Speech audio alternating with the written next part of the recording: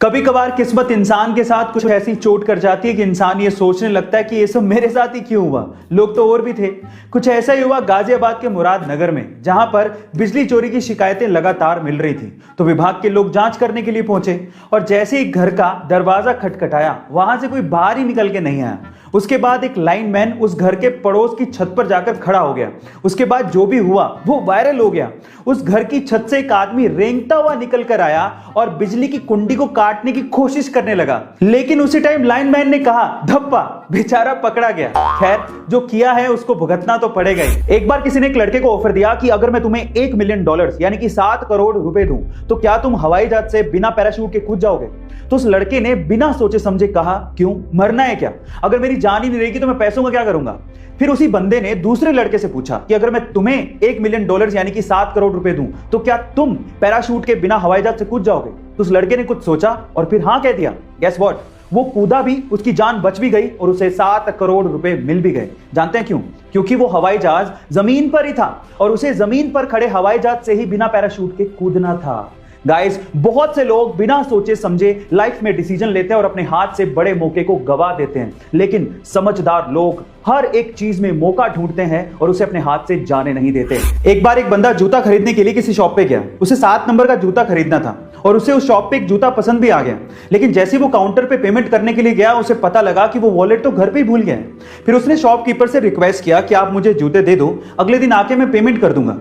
थोड़ा सा हेजिटेशन उस शॉपकीपर को फील हो रहा था उधार देते हुए, लेकिन फिर भी उसने जूते पैक किए और ग्राहक को दे दिए। अगले दिन वही ग्राहक वापस से उस शॉप पर आता है और कहता है कि दोनों में से एक जूता 6 नंबर का है, प्लीज आप उसे चेंज कर दो। तो ग्राहक ने माफी मांगते हुए 6 नंबर का जूता चेंज करके उसे 7 नंबर का दे दिया। उस दिन ग्राहक वॉलेट लेके आया था और उसने पेमेंट भी कर दी। अब आप ये देखिए कि दुकानदार ने कितना समझदारी से काम किया, ना उसने जूते खोए ना कस्टमर। इसे कहते हैं प्रेजेंस ऑफ माइंड। पाकिस्तान में एक जगह है जिसका नाम है लांदी कोतल, और वहां की खास बात यह है कि वहां पर एक बहुत पुराना बरगद का पेड़ है जिसे पिछले 122 सालों से जंजीरों में बांध कर रखा गया है और उसे अभी तक खोला ही नहीं गया है। जी हाँ गाइज, एक पेड़ को जंजीरों से बांध कर रखा हुआ है, और रीजन जान के प्लीज आप हंसिएगा मत। एक्चुअली हुआ कुछ यूं कि 1898 में वहां पर एक अंग्रेज अफसर था जिसका नाम था जेम्स क्विड। एक रात को जब वो पेड़ के आसपास घूम रहा था तो उसे लगा कि वो पेड़ उसकी तरफ बढ़ रहा है। उसे खतरा महसूस हुआ तो उसने अपने हवलदारों को उसे गिरफ्तार करने को कह दिया और तब से वो गिरफ्तार है। मजे की बात यह है कि उस रात को वो अंग्रेज अफसर पिया हुआ था। खैर, तब भी उसकी गिरफ्तारी आज तक चल रही है। एक 2 साल के बच्चे में कितनी तो समझ होती है, लेकिन यूपी के मुरादाबाद के 2 साल के छोटे से बच्चे ने अपनी सूझबूझ से अपनी मां की जान बचाई। गाइस, हुआ कुछ यूं कि यूपी के मुरादाबाद के रेलवे स्टेशन के फुटओवर ब्रिज पर उस छोटे से बच्चे की मां बेहोश अवस्था में पड़ी थी, तो वो मदद के लिए नीचे किसी को ढूंढ रहा होगा। इतने में ही पुलिस ने उस लवारिस बच्चे को देखा और वो पुलिस उस बच्चे के पास पहुंची और वो बच्चा पुलिस को इशारे से अपनी मां के पास ले गया। और जब पुलिस ने मां को देखा तो वो बेहोश अवस्था में थी। सबसे पहले पुलिस ने उसे प्राथमिक इलाज दिया, फिर उसके बाद एम्बुलेंस बुलाकर उसे अस्पताल पहुंचाया। इस तरह से उस 2 साल के छोटे से बच्चे ने अपनी मां की जान बचाई। गाइस, आपको इस 2 साल के छोटे से बच्चे की सूझबूझ कैसे लगी कमेंट सेक्शन में जरूर लिखिएगा। एक बार किसी लड़के ने नेटफ्लिक्स का टैटू करवाते हुए आर्म पे लिखवाया नेटफ्लिक्स एंड चिल और उसे सोशल मीडिया पर नेटफ्लिक्स को टैग करते हुए शेयर कर दिया। जैसे नेटफ्लिक्स वालों को यह पता लगा, उन्होंने खुश होकर उस लड़के को 1 साल का नेटफ्लिक्स का सब्सक्रिप्शन फ्री में दे दिया। और डोमिनोज वालों ने तो इसके ऊपर एक पूरा ऑफर ही निकाल दिया। रशिया में डोमिनोज वालों ने यह अनाउंसमेंट किया कि जो भी डोमिनोज का टैटू अपनी आर्म पर करवाएगा और उसे सोशल मीडिया पे शेयर करेगा, उसे 100 साल के लिए डोमिनोज का पिज्जा फ्री में दिया जाएगा। अब ये ऑफर चलना था 2 महीने, लेकिन कंपनी के अनुसार इस ऑफर को 5 दिन में बंद करना पड़ा क्योंकि टैटू करवाने वालों की भीड़ लग गई थी। Oh my God. अक्सर जब आसमान में बिजली चमकती है तो हमें कहा जाता है कि आपको उस टाइम पे मोबाइल यूज नहीं करना चाहिए, लेकिन ये एक मिथ है। मोबाइल के यूज करने का बिजली के गिरने से कोई लेना देना नहीं है। उसका सबसे पहला रीजन यह है कि आजकल के मोबाइलों में जो ज्यादातर कंपोनेंट्स हैं वो बिजली को अट्रैक्ट या कंडक्ट नहीं करते। दूसरा, मोबाइल रेडियो वेव पे काम करते हैं, जो कि ना ही तो बिजली को अट्रैक्ट करती है ना ही बिजली को कंडक्ट करती है। लेकिन हाँ, अगर आप खुले मैदान में घूम रहे हैं और बिजली चमक रही है और अगर आपके आसपास कोई टॉलेस्ट ऑब्जेक्ट नहीं है जो कि बिजली को अर्थ में जाने का रास्ता दे, तो आप पे बिजली के गिरने के चांसेस सबसे ज्यादा हैं, भले आप मोबाइल को यूज करें या ना करें। तो फाइनली गाइज, अगर बिजली चमक रही है और आप घर पे या फिर कार में भी मोबाइल पे बात कर रहे हो तो मोबाइल की वजह से आप पे बिजली गिरने वाली नहीं है। पिता की मौत के बाद एक बेटे ने अपनी मां को ओल्ड एज होम भेज दिया, लेकिन मां ने कोई शिकायत नहीं की। एक बार ओल्ड एज होम से बेटे को कॉल आता है कि आपकी मां की तबीयत बहुत ज्यादा खराब है, उनसे आखिरी बार मिल लीजिए। जब बेटा मां से मिलने पहुंचा तो उसने कहा कि बता मां, तेरी आखिरी इच्छा क्या है? तो मां ने कहा कि बेटा, इस ओल्ड एज होम में पंखे लगवा दे क्योंकि गर्मी बहुत पड़ती है। एक फ्रिज भी लगवा दे क्योंकि बहुत बार मुझे बिना खाना खाए सोना पड़ा था। तो बेटे ने मां से कहा कि तूने पूरी उम्र शिकायतें नहीं करी, लेकिन मरते हुए तू ऐसी शिकायतें क्यों कर रही है मां?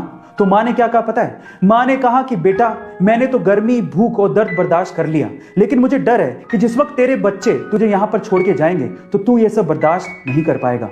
मां होती है, मरते दम तक वो अपने बच्चों के बारे में ही सोच रही होती है। तो क्या हमें हमारे माँ बाप के बारे में नहीं सोचना चाहिए? बहुत सी फेमस सेलिब्रिटीज अपनी अलग अलग तरह की photos social media platform Instagram पे शेयर करते हैं और बहुत से उनके फैंस उनकी इन फोटोज को लाइक भी करते हैं।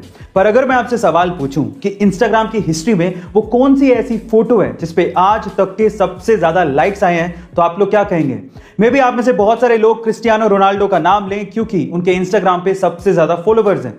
मे भी कई लोग किम कार्डेशियन या फिर सेलेना गोमेज या फिर काइली जेनर का नाम लें, लेकिन इनमें से वो कोई भी ऐसी सेलिब्रिटी नहीं है जिनकी फोटो पे सबसे ज्यादा लाइक हो। वो फोटो है एक अंडे की। जी हाँ गाइस, आप ठीक सुन रहे हैं। 4 जनवरी 2019 को क्रिस गॉडफ्रे नामक एक बंदे ने अपने इंस्टाग्राम हैंडल पर एक अंडे की फोटो शेयर करी जिसपे अभी तक 55 मिलियन से ज्यादा लाइक्स आ चुके हैं, जिसने काइली जेनर को भी पीछे छोड़ दिया। पूरी दुनिया में कोरियन लड़कियों की स्किन और उनका फेस सबसे खूबसूरत माना जाता है, लेकिन क्या आपको पता है कि कोरियन लड़कियां एक स्पेशल तरह की ट्रीटमेंट या थेरेपी लेती हैं? उस थेरेपी का नाम है स्लैप थेरेपी, यानी कि थप्पड़ थेरेपी। वो पूरे दिन में अपने चेहरे पर 30 से 40 बार थप्पड़ मारती हैं, लेकिन डोंट वरी, वो थप्पड़ जोर से लगाया गया थप्पड़ नहीं होता है। धीरे धीरे अपने चेहरे पर 30 से 40 बार थप्पड़ मारने से चेहरे में ब्लड सर्कुलेशन बढ़ता है, जिससे टॉक्सिन्स बाहर निकल जाते हैं। वो आपके स्किन को इंप्रूव करता है और आपकी एजिंग घटाता है और आप यंग दिखना शुरू हो जाते हो।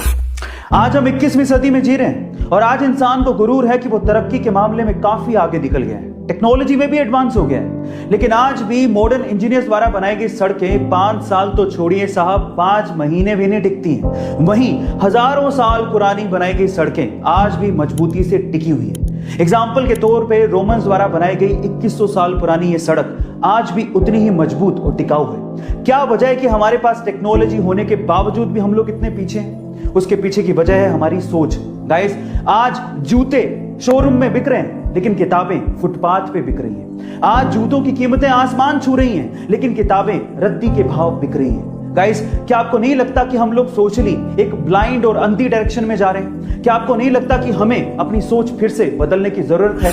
आपने अक्सर गौर किया होगा कि पब्लिक ट्रांसपोर्ट जैसे कि बस, ट्रेन, मेट्रो, इनमें महिलाओं के लिए, बुजुर्गों के लिए और फिजिकली चैलेंज लोगों के लिए सीट्स रिजर्व्ड होती हैं, लेकिन फिर भी इन सीट्स पर आम लोग बैठे रहते हैं। और महिलाओं के आने के बाद भी, या फिर बुजुर्गों या फिर फिजिकली चैलेंज लोगों के आने के बाद भी ये लोग अपनी सीट नहीं छोड़ते। क्या आप उसके पीछे का रीजन जानते हैं? उसके पीछे का रीजन है एजुकेशन, जो कि हमें हमारे बच्चों को स्कूल के शुरुआती दिनों में ही देनी चाहिए, जैसा कि जापान में होता है।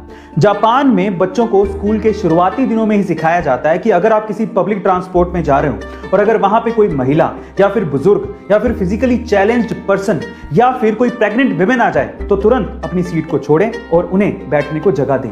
गाइस, क्या आपको भी ये लगता है कि इंडिया में ऐसी एजुकेशन शुरुआती दिनों में ही बच्चों को देनी चाहिए? कमेंट सेक्शन में जरूर लिखेगा और ऐसे अमेजिंग वीडियोस के लिए शेयर, सब्सक्राइब एंड लाइक। मिलता है अगली वीडियो में।